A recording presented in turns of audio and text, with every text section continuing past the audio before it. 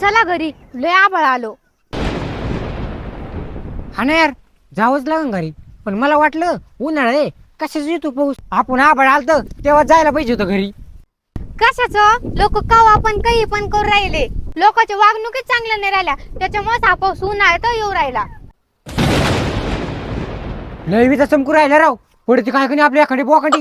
मला काय म्हणायचं, पाऊस असताना इजा का चमकाते मग? बरं मला एक सांग, पाऊस चालू असताना अंधार असतो का उजाड? आंधळ पडू तू. मग तुला अंधारात किती लांब दिसतं? लांब कशाचं? उग जवळच दिसतं थोडं.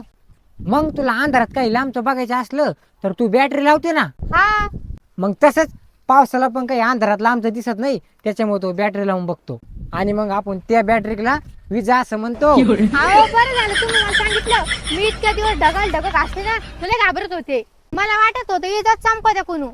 नाही का, पाऊसात टॉर्च लावून बघत असतो मी कुठं पडलो कुठं नाही. चल फटकन लई विजा चमकू राहिला, चल घरी आता.